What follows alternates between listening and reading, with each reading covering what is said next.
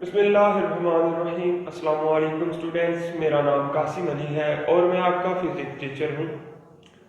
Students, as you know well, हम अपनी first year physics का चैप्टर नंबर 3 जिसका नाम था मोशन एंड फोर्स, इस चैप्टर को हम डिस्कस करते हुए आ रहे थे और इस चैप्टर के जो हमें टॉपिक्स थे वो सारे हमने डिस्कस कर लिए, उनको समझ लिया।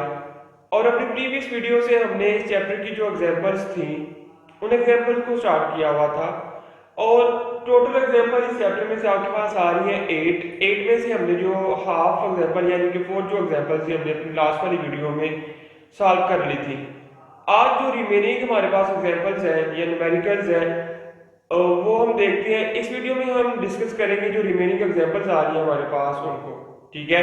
और वो स्टार्ट हो रही है एग्जांपल नंबर 3.5 से, ठीक है स्टूडेंट। आप ध्यान रखिएगा, मैं स्टेटमेंट पढ़ने जा रहा हूँ। स्टेटमेंट के पढ़ने के बाद आपको पता चल जाएगा आपको क्या मालूम है इसके अंदर और क्या आपने फाइंड करना है, ठीक है। मैं स्टेटमेंट पढ़ने जा रहा हूँ, आप ध्यान रखिएगा, गौर से सुनिए स्टेटमेंट में क्या बताया जा रहा है। कहती है एग्जाम्पल नंबर 3.5 में, a 100 gram golf ball is moving to right with the velocity of 20 metre per second. कि एक गोल्फ बॉल है, उसका वजन है, वेट है, मैस है 100 ग्राम, 20 मीटर वेलोसिटी के साथ वो मूव कर रहा है। It makes a head on collision with an 8 kg steel ball, कि उसका कोलिजन होता है 8 किलोग्राम स्टील के बॉल के साथ। Infinity at rest, initially at rest जो कि था पहले रेस्ट की हालत में। Compute values velocities of the balls after collision, के कोलिजन के बाद जो बॉल्स की वेलोसिटीज आ रही हैं वो वेलोसिटीज क्या होंगी, आपने ये वेलोसिटीज कैलकुलेट करनी है, ठीक है। जो कॉन्सेप्ट है दोबारा सुनिएगा एक दफा। कहते हैं कि आपके पास गोल्फ जो बॉल है, ठीक है, छोटा सा बॉल होता है, उसका 100 ग्राम वेट है, सिंपल 100 ग्राम वेट है, ठीक है। और वो जब मूव कर रहा था 20 मीटर पर सेकंड की स्पीड से वो मूव कर रहा था। कहते हैं कि एक आपके पास दूसरा बॉल था स्टील का जिसका वजन था या मैस था 8 किलोग्राम और ये रेस्ट के हालत में पड़ा हुआ था। और वो जो गोल्फ का बॉल था इस बॉल के साथ आकर टकराता है, टकराने के बाद दोनों की जो वेलोसिटीज है वो क्या आएंगी, आपने ये कैलकुलेट करना है, ठीक है स्टूडेंट। तो चलते हैं अपनी गिवन डाटा की तरफ। गिवन डाटा में कहते हैं mass of golf ball, mass of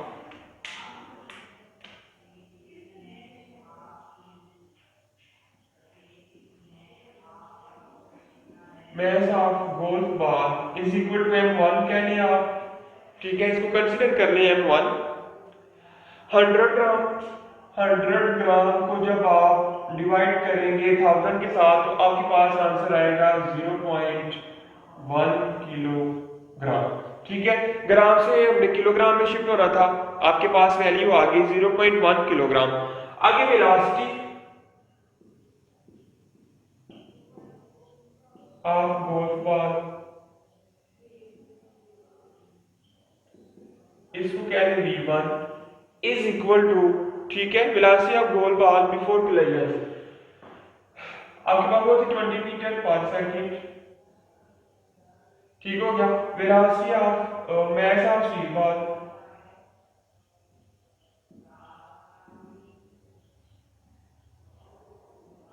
steel के बॉल का जो मैस है उसको m2 कह रहे हैं, वो आपके पास आ रहा है 8 किलोग्राम, ठीक है, वो आपके पास आ रहा है 8 किलोग्राम। आगे velocity of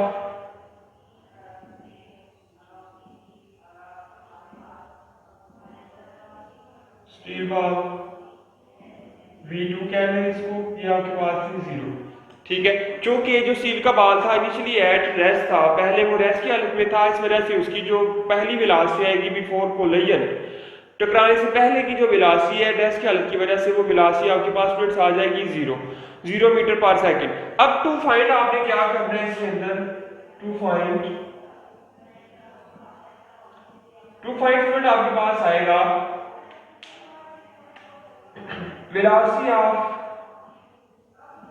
velocity of golf ball, ठीक है, after collision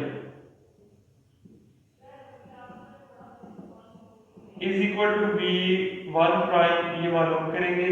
velocity of steel ball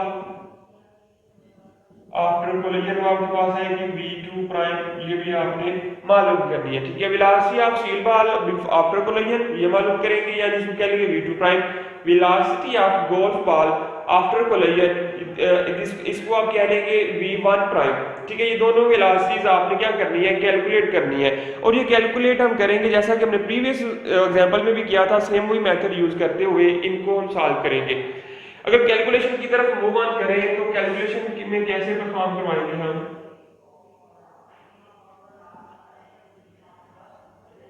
calculation में हमने पहले मालूम करनी है v1 प्राइम मालूम कर लेते हैं। तो v1 प्राइम स्टूडेंट क्या होगा, फार्मूला हमने पढ़ा हुआ है, is equal to m1 minus m2 divided by m1 plus m2 into v1 plus 2m2 divided by m1 plus m2 into v2। ठीक है, ये फार्मूला आपके पास आएगा, फार्मूला आएगा v1 प्राइम मालूम करने के लिए। तो इसमें अगर हम स्टूडेंट्स वैल्यूज को पुट करें, v1 prime is equal to m1 आपके पास क्या है 0.1 माइनस m2 था 8 divided by 0.1 plus 8 multiply by v1 आपके पास था 20 प्लस 0। ठीक है, 0 क्यों आएगा, क्योंकि आपके पास ये जो वैल्यू आ रही है v2 की वैल्यू स्टूडेंट्स आपके पास आ रही है 0, और ये सारी दोनों ये वाली टर्म और ये वाली टर्म दोनों मल्टीप्लाई हो रही है। अगर दोनों में से कोई एक वैल्यू भी 0 होगी तो सारी की सारी वैल्यूज का आंसर जो आएगा वो 0 आएगा। तो ये v2 हमारे पास 0 थी, 0 के इसके साथ मल्टीप्लाई करेंगे तो सारी टर्म क्या हो जाएगी 0, और क्या आपके पास वैल्यू बचेगी सिर्फ ये वाली।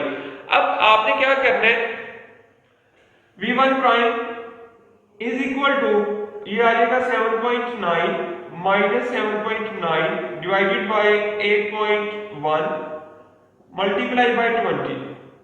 ठीक है, ये आपके पास आएगा।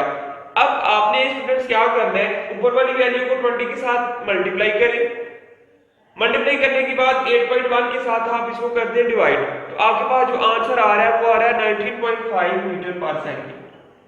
v1 prime is equal to 19.5 metre per second.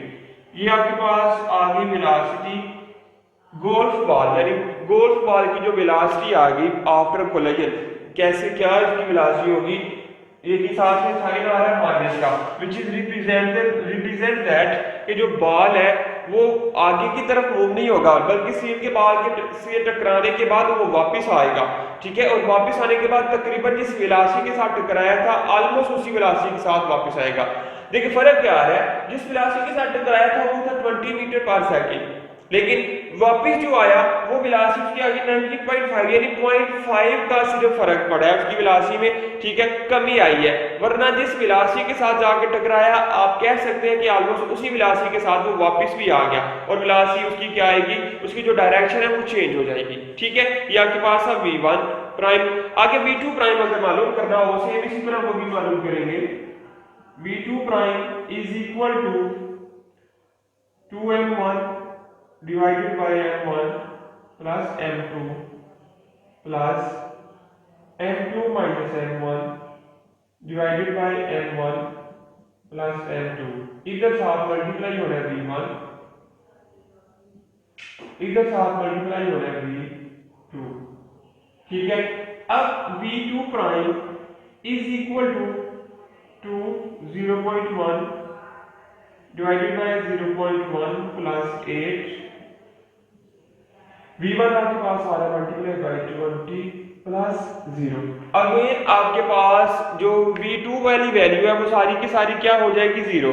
चूंकि आपके पास जो v2 है वो 0 है, तो 0 सारी टर्म को क्या कर देगा 0 बना देगा। तो इस केस में आपके पास ये जो वैल्यू आ गई इस तरह आ जाएगी। अब आपने क्या करना है, 2 को 0.1 से मल्टीप्लाई करेंगे तो आंसर आएगा 0.2 डिवाइडेड बाय 8.1 मल्टीप्लाई बाय 20। जब आप ऊपर वाले दोनों को मल्टीप्लाई करेंगे और डिवाइड कर देंगे आप 8.1 के साथ, तो उसकी जो वैल्यू आएगी वो आएगी 0.5 metre per second.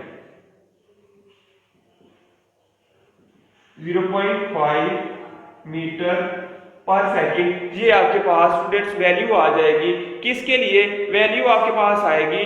For the steel ball. ठीक है, स्टील बॉल समझिए कि उसको थोड़ा सा 0.5 का उसके ऊपर वेलोसिटी का फर्क पड़ा, यानी जब वो गोल्फ बॉल उसके साथ आके टकराएगा, टकराने के बाद उसको एक धचका सा महसूस होगा, बस बाकी उसमें मूवमेंट नाम की कोई चीज नहीं आएगी। ठीक है, लेकिन जो गोल्फ का बॉल था वो वापस चला गया जिस वेलोसिटी के साथ आया था।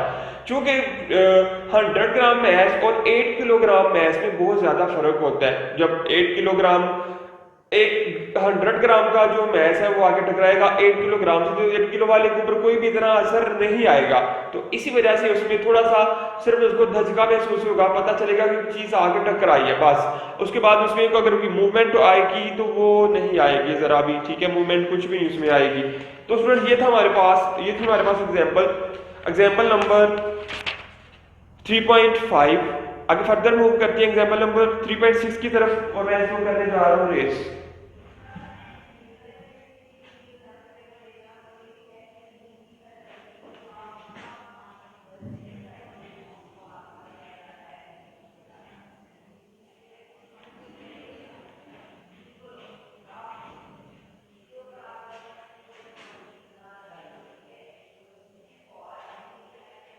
ठीक है स्टूडेंट, ये आपके पास ये एग्जाम्पल नंबर 3.5। आगे फर्दर मूव करते हैं एग्जाम्पल नंबर 3.6 की तरफ।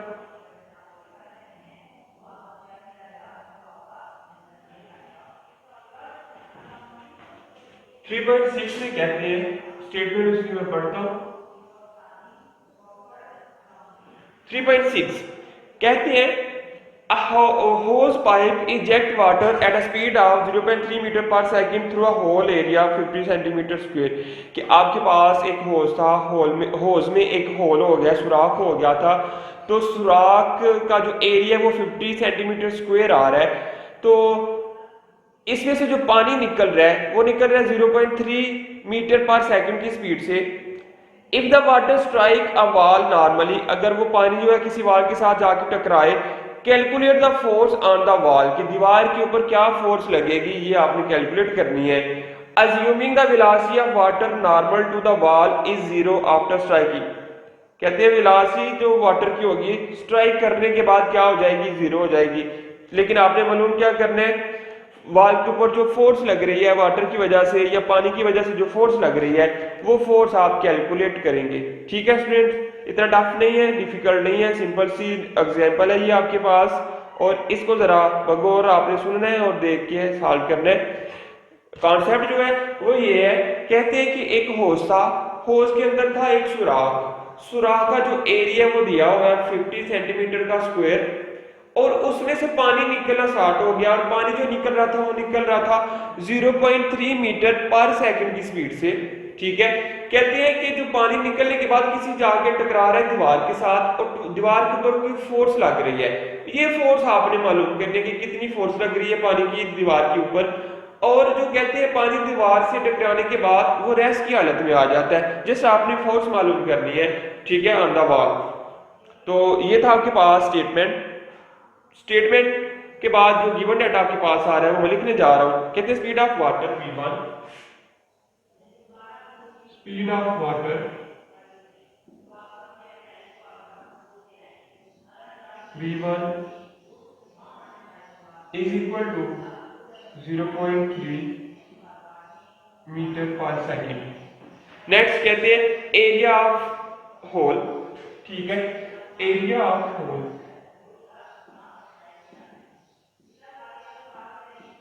इज इक्वल टू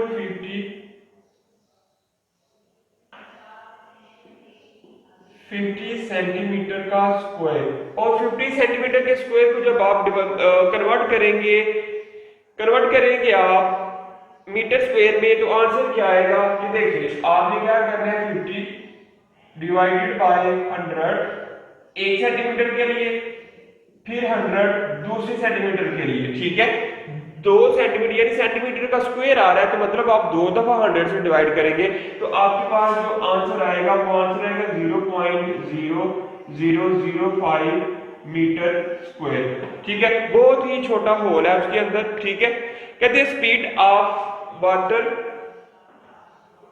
ठीक है, to the wall, speed of water on wall, speed of water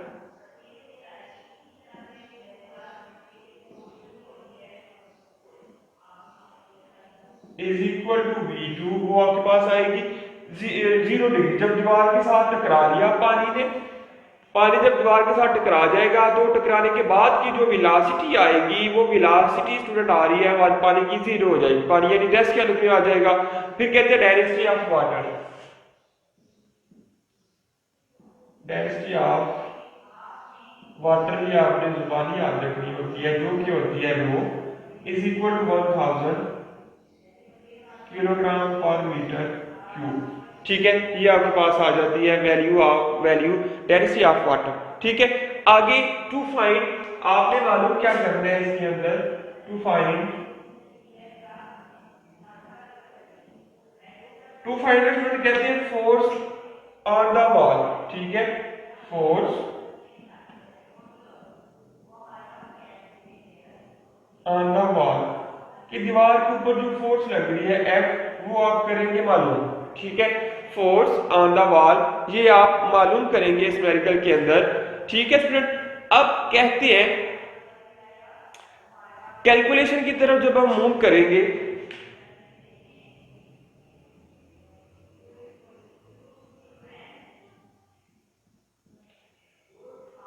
calculations में कहते हैं volume of water striking the wall per second is equal to rate flow, ठीक है। अगर वॉल्यूम मालूम करना हो तो वॉल्यूम बराबर होगा एरिया इनटू वेलोसिटी, ठीक है। एरिया इनटू वेलोसिटी आपके पास आ जाएगा वॉल्यूम। फिर क्या होगा,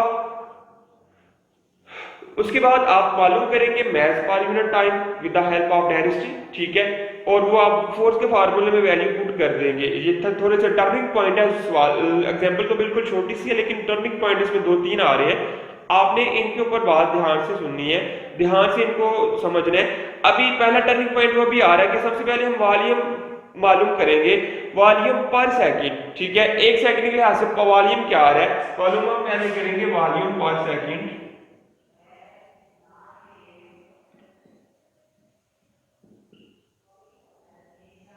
इज इक्वल टू आ रहा है रेट फ्लो,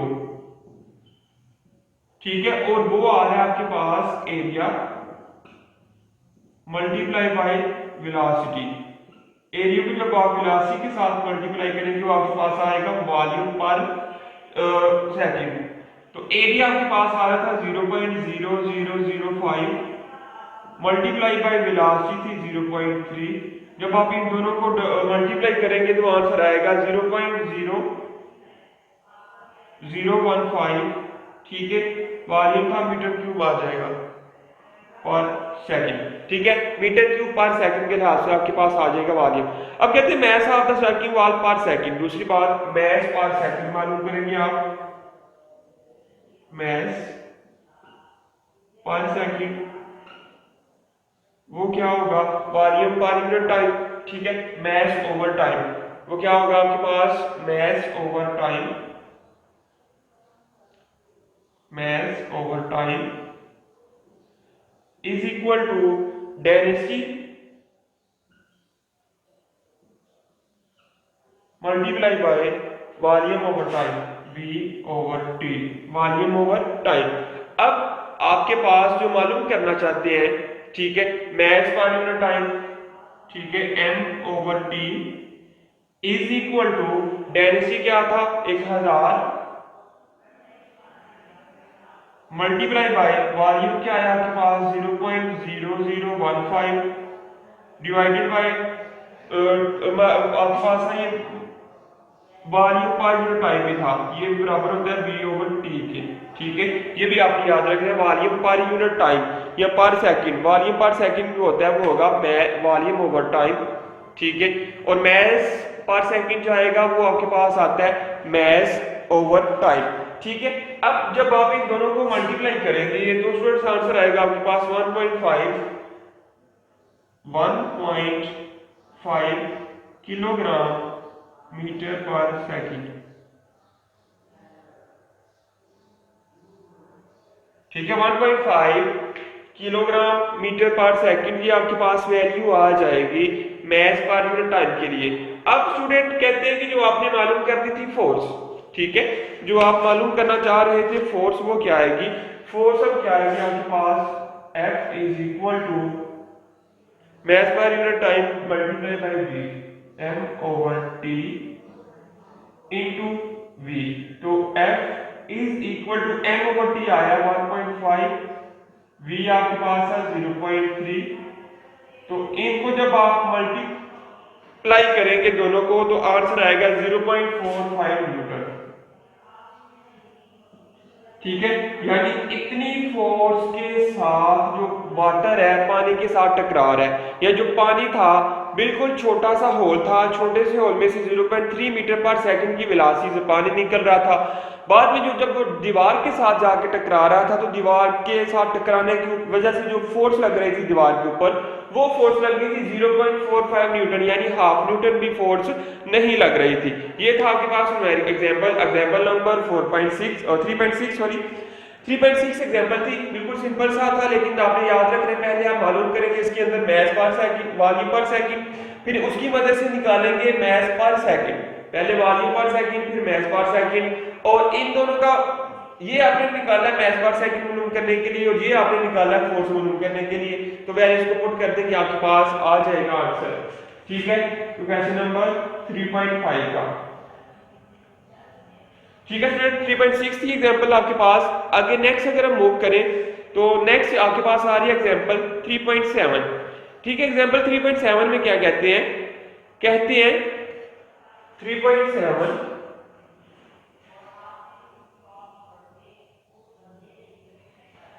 गिवन डेटा इसका क्या आएगा?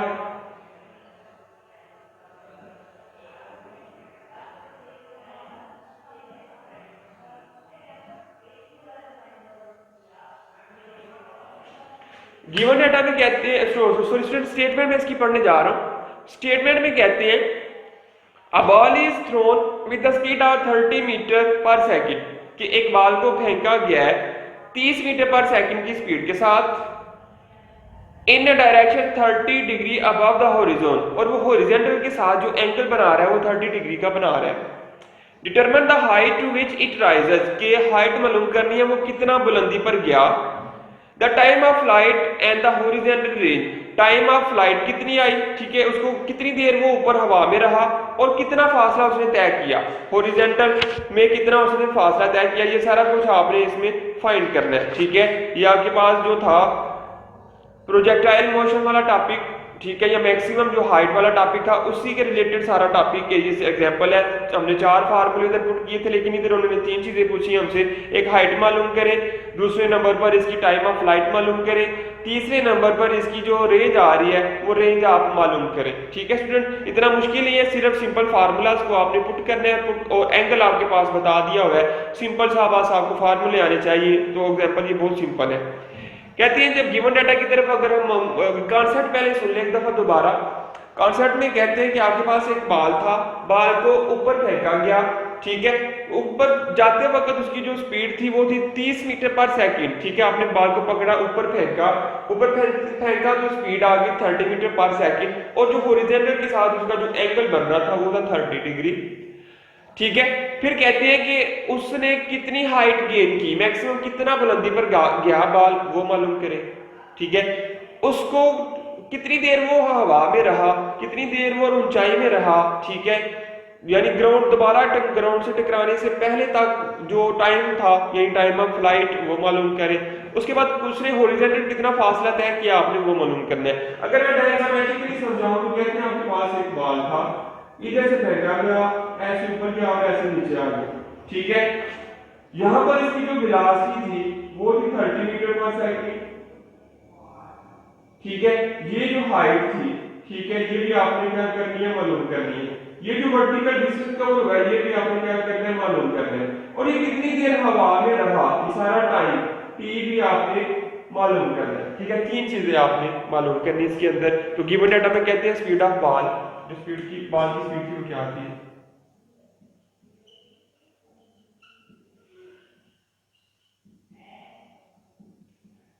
30 metre per second. Speed of ball is equal to 30 metre per second. उसके बाद एंगल जो बन रहा है angle is equal to theta is equal to 30 degree in horizontal. ठीक है, हॉरिजॉन्टल बन रहा है। ठीक है, फिर कहते हैं एक्सेलरेशन ड्यू टू ग्रेविटी। ठीक है, एक्सेलरेशन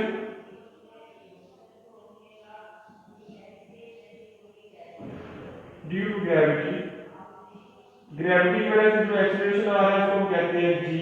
तो वो वैल्यू होती है 9.8 और चूंकि बाल नीचे से ऊपर की तरफ जा रहा है इस ठीक है आपके पास वैल्यू आ जाएगी 9.8 मीटर पर सेकंड स्क्वायर। क्या था, दो चीजें तो गिवन थी न्यूमेरिकल के अंदर ही, एक तो रेंज आपके पास गिवन थी। ठीक है, रेंज के बाद आपके पास जो चीज गिवन आ रही थी वो था एंगल। ठीक है, रेंज नहीं, पहले जो स्पीड थी बाल की वो गिवन थी, उसके बाद एंगल गिवन था, आगे एक्सेलरेशन चूंकि बाल और हाइट की बात हो रही है। ठीक है, तो हाइट की वजह से आपके पास जो एक्सेलरेशन आता है वो आता है एक्सेलरेशन ड्यू टू ग्रेविटी यानी कि जी। तो उसकी वैल्यू आएगी 9.8, ये फिक्स्ड वैल्यू आपको आती भी होनी चाहिए।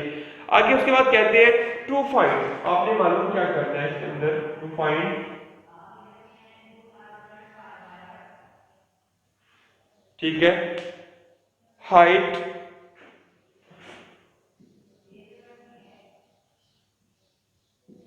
इज इक्वल टू एच, ये मालूम करेंगे। उसके बाद time of flight T is equal to ये मालूम करेंगे। उसके बाद रेंज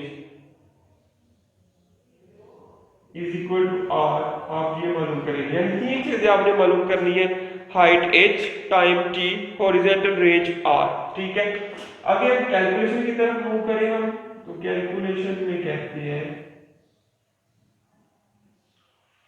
कैलकुलेशन स्टूडेंट आपके पास आता है, कहते हैं फॉर हाइट। ठीक है, पहले आपने क्या करना है, फॉर हाइट, पहले नंबर तो आप मालूम करेंगे हाइट। तो हाइट का फार्मूला हमने पढ़ा था student, height is equal to V I square sine square theta, V I square sine square theta divided by T. ठीक है, ये आपके डिवाइडेड बाय 2g, सॉरी आपके पास आ रहा था 2g, टी आपने मालूम करना है 2g। ये आपके पास फार्मूला हमने ड्राइव किया था जब हमने ये टॉपिक पढ़ा था प्रोजेक्टाइल मोशन वाला, उसमें जो मैक्सिमम हाइट थी वो आपके पास फार्मूला आया था ये वाला। अब अगर इसमें वैल्यूज को पुट करें तो स्टूडेंट्स वी आई आपके पास है 30, इसका स्क्वायर साइन स्क्वायर, फिर ये एंगल जो बन रहा है वो भी 30 बन रहा है। ठीक है, 30 डिग्री का स्क्वायर, यानी आप इसको इस तरह भी लिख सकते हैं, साइन 30 डिग्री का square divided by 2 multiply by 9.8। ठीक है, जी की वैल्यू आपने पुट कर दी 9.8। जब आप इसका स्क्वायर लेंगे आंसर आ जाएगा 900, इसका स्क्वायर 900 मल्टीप्लाई, जब आप साइन 30 मालूम करेंगे और बाद में उसका स्क्वायर लेंगे, यानी साइन 30 अगर आप मालूम करें तो आपके पास आंसर आता है 0.5, इसका स्क्वायर, जब आप इसको 2 के साथ मल्टीप्लाई करेंगे तो आंसर आएगा 19.6। ठीक है, ये आपके पास आ जाएगी वैल्यू। अब अगर इसमें आप क्या करें, हाइट इज इक्वल टू ऊपर वाले दोनों को मल्टीप्लाई करें और बाद में नीचे वाले के साथ डिवाइड कर दें तो आपके पास आंसर आएगा 11.5। ठीक है, अप्रॉक्सीमेटली ये आपके पास वैल्यू आ गई हाइट के लिए। ठीक है, कि इतनी हाइट को गेन कर सकते हैं मीटर के साथ। 11.5 मीटर की बुलंदी पर वो गया 30 मीटर पर सेकंड की स्पीड से। ठीक है, तो ये आपके पास आगे पहला पॉइंट हाइट। आगे दूसरा time of flight,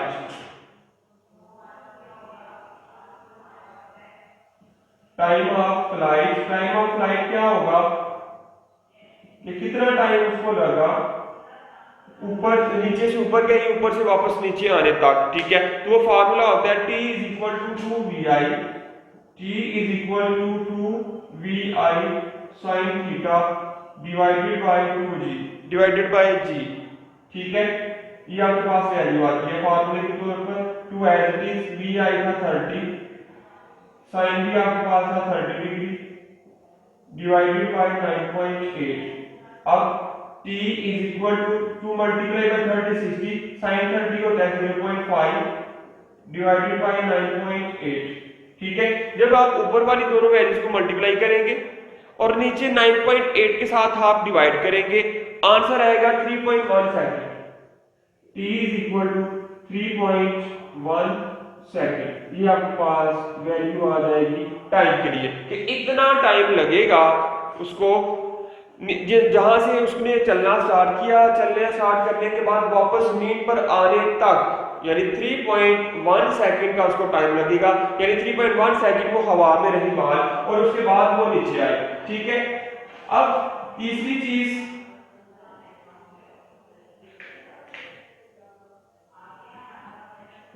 horizontal range.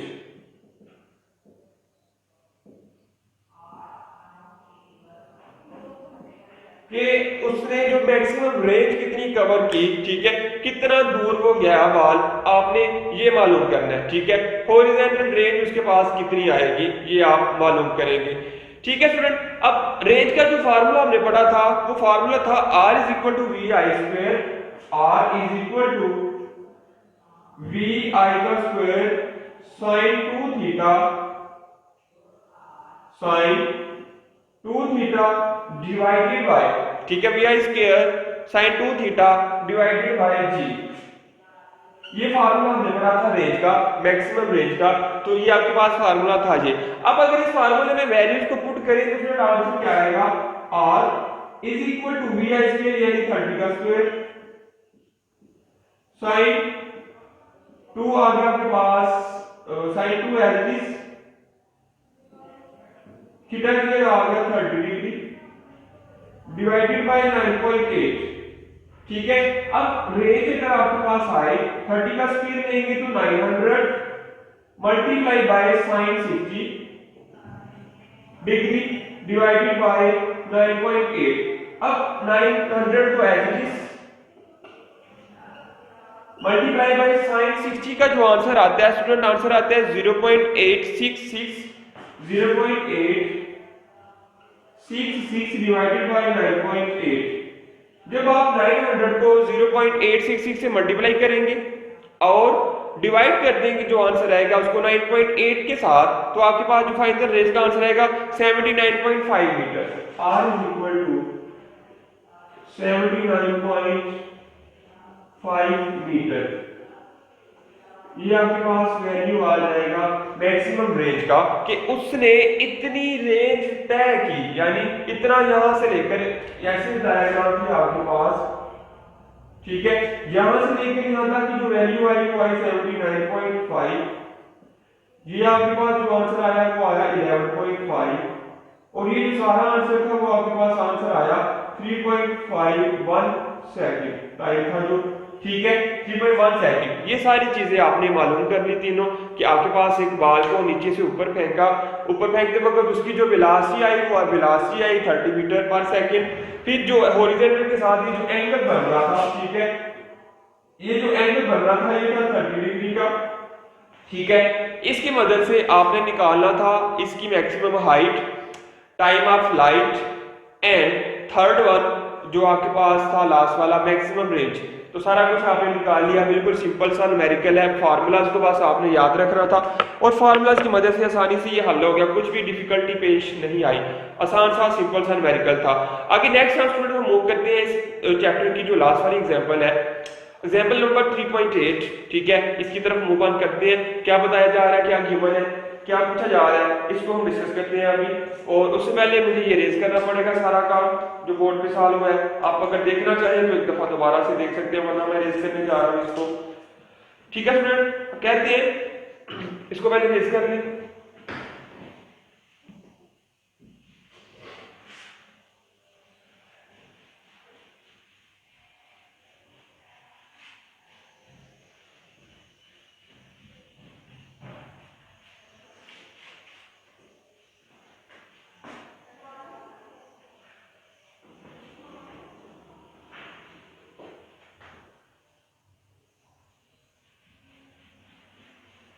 या के पास वेरिएबल थी 3.7, वो लिखना भूल गया हुआ, वरना 3.7 एक वेरिएबल थी वो आपके पास।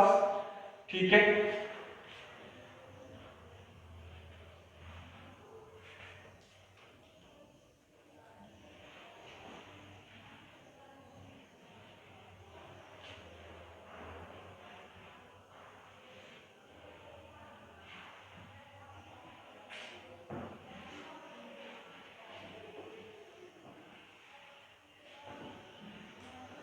लास्ट वाली एग्जांपल इस चैप्टर की यानी चैप्टर नंबर 3 की जो एग्जांपल आ रही है लास्ट वाली आपके पास, वो क्या आ रही है, एग्जांपल नंबर 3.8। ठीक है, 3.8 ये भी बिल्कुल सिंपल सी है, जैसे हमने 3.7 की उसी के रिलेटेड है, उसी से मिलती जुलती ये एग्जांपल है, इसको आपने भी देख लेना है।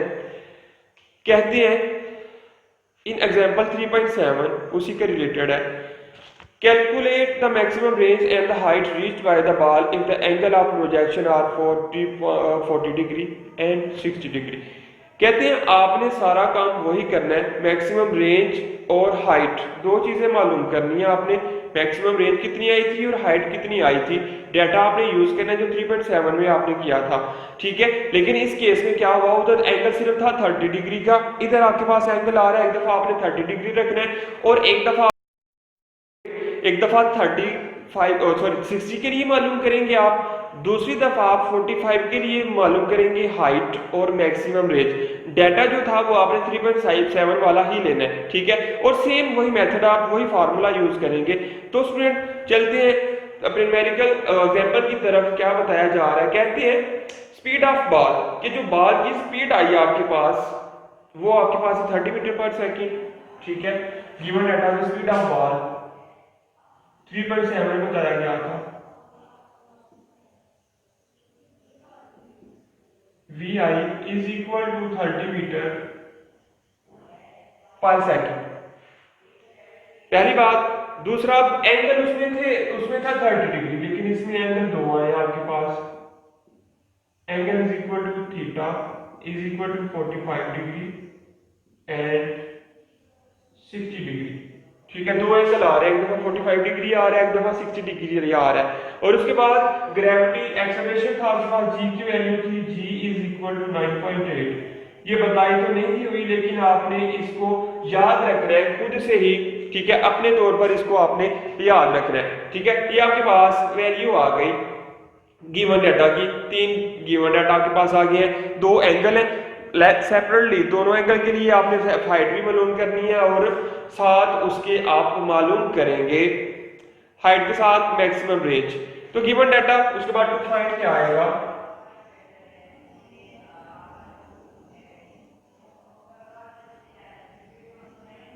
टू फाइंड में कहते हैं मैक्सिमम रेंज और हाइट, मैक्सिमम रेंज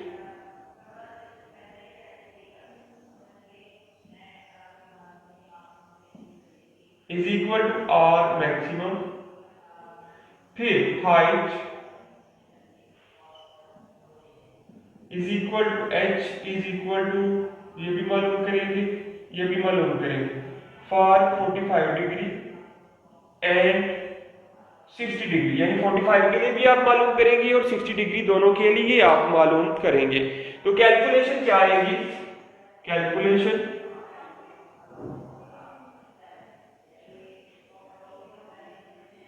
कैलकुलेशन में स्टूडेंट कहते हैं कि पहले आप मालूम करेंगे मैक्सिमम रेंज फॉर 45 डिग्री। ठीक है, मैक्सिमम रेंज थीटा आपके पास आएगा 45 डिग्री जब पहले था, तो इसके लिए रेंज का फार्मूला हमने अभी पढ़ा था, R is equal to V I का square sine 2 theta divided by G. ठीक है, अब इसमें वैल्यूज को पुट करें, R इज इक्वल टू 30 का स्क्वायर साइन 45 और 2 इंटू 45 डिवाइडेड बाय 9.8। अब R is equal to 900 multiply by sine 60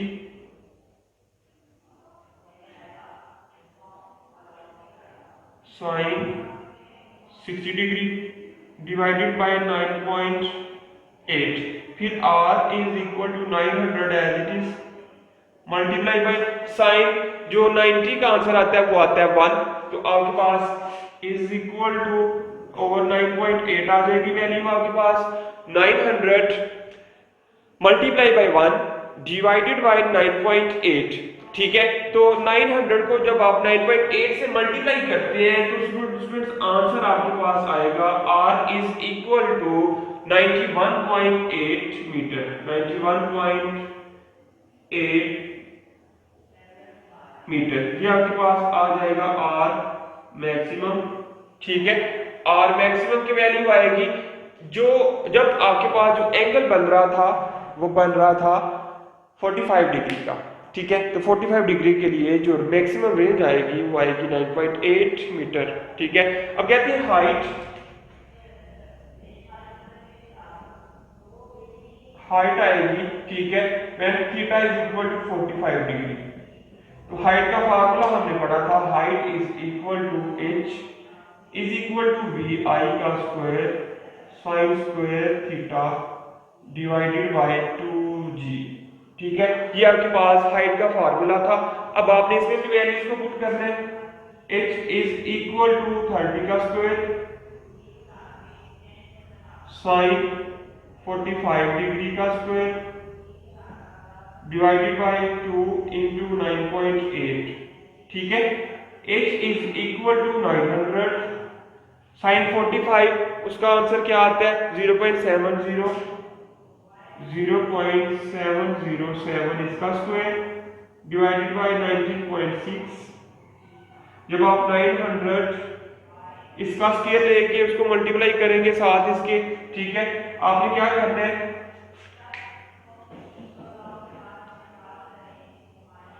इस स्टेप में स्टूडेंट्स आप क्या करेंगे, सिंपल आपने क्या करना है 9 इसका पहले लेना है square.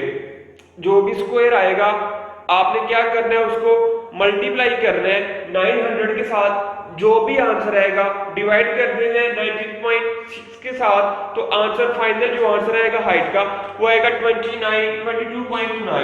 h is equal to, sorry इधर छोटा h लिखा हुआ है, आप छोटा लिख दें, पहले मैंने छोटा लिखा हुआ है, बड़ा करके आओ h।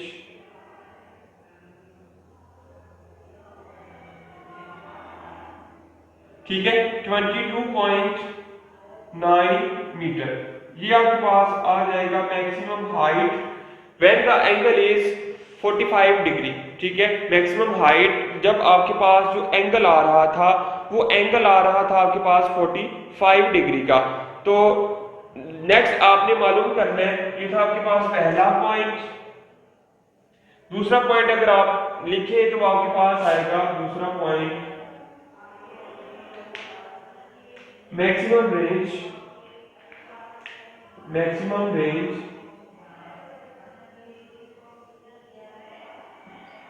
when theta is equal to 60 degree. ठीक है, मैक्सिमम रेंज मालूम करेंगे जब थीटा आपके पास आएगा 60 डिग्री। तो उसके लिए वैल्यू सेम वही रहेगी, formula r is equal to V I, r is equal to V I square sine 2 theta divided by g। अब इसमें अगर वैल्यू को पुट किया जाए तो 30 का square sine 2 into 60 degree divided by 9.8। Next 900 multiply by sine 120 degree divided by 9.8। 900 as it is multiply by sine 120 का answer students आता है आपके पास 0.866 एंड 6 0.866। ठीक है, ये आपके पास आंसर आ गया 0.866 डिवाइडेड बाय 9.8। जब आप ऊपर वाली दोनों टर्म्स को करेंगे मल्टीप्लाई, फिर आप कर देंगे उनको डिवाइड 9.8 के साथ, आंसर आएगा 79.5 मीटर। ठीक है, ये आपके पास आ रहा था मैक्सिमम रेंज, ये वैल्यू आपके पास आ गई। फिर सेम लाइक दैट बिल्कुल इसी तरह आपने मालूम करनी है हाइट।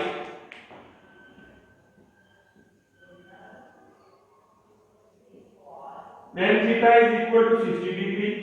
ठीक है, तो उसके लिए आपके पास फार्मूला आएगा h is equal to V I का square sine square theta divided by 2g।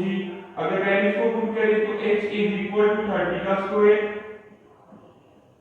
Sign 60 degree का स्क्वायर डिवाइडेड बाय 2 into 9.8। ठीक है, ये आपने कर दी वैल्यूज पुट फार्मूले के अंदर। अब आपके पास जो आंसर आएगा स्टूडेंट्स, वो आंसर क्या आएगा, 900 into 0.866 divided by 19.6। ठीक है, 19.6। तो आपके पास जो हाइट का आंसर आएगा, ऊपर वाली दोनों टर्म्स को मल्टीप्लाई करें, 19.6 के साथ डिवाइड कर दे, 34.4 मीटर। 34.4 मीटर ये आपके पास आ जाएगी height when angle is 60 degree. तो स्टूडेंट्स ये था आपके पास example number 3.8 and I hope कि आपको ये एग्जाम्पल बिल्कुल सही तरह से समझ में आई हो।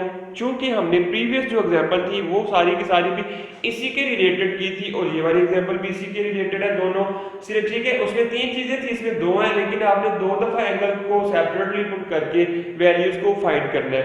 ठीक है, बाकी सारी एग्जाम्पल जो थी उसी के रिलेटेड है। तो स्टूडेंट इस वीडियो में हमने एग्जाम्पल किए 4। ठीक है, 4 एग्जाम्पल 3.5 से लेकर 3.8 तक हमने एग्जाम्पल को सॉल्व किया एंड आई होप कि आपको इन चारों एग्जाम्पल्स की सही तरह से समझ भी आई होगी। जो कॉन्सेप्ट इसमें बताया गया है, कॉन्सेप्ट भी सारा समझ में आ गया होगा। ठीक है स्टूडेंट, तो अगर कोई कंफ्यूजन हो, एक दफा आप खुद से ट्राई करें तो वो कंफ्यूजन सारी आपकी दूर हो जाएगी। लेकिन आपको जरा मेहनत के साथ या जरा तवज्जो के साथ दोबारा खुद से करना पड़ेगा लाजमी तौर पर, अगर आप चाहते हैं कि आपको ये एग्जाम्पल्स आ जाएं। तो स्टूडेंट आप जरा मेहनत करें, गौर से ध्यान से पढ़ें। ठीक है, कुछ भी मुश्किल नहीं, इसमें सारी समझ आपको आ जाएगी। फार्मूलाज को आपने याद रखना है। तो आज की इस वीडियो के लिए स्टूडेंट इतना ही काफी है। हम नेक्स्ट मिलेंगे अपने जो फर्दर टॉपिक है, यानी अब टॉपिक हमारे पास जो रह गया मुझे स्टे क्या है वो न्यूमेरिकल्स। ठीक है, यानी इस चैप्टर के जो न्यूमेरिकल्स है या जो आप कह सकते हैं एक्सरसाइज प्रॉब्लम्स है, नेक्स्ट वीडियो में हम उनको स्टार्ट करेंगे और उनको भी खत्म करने के बाद इस चैप्टर का हम एंड करेंगे।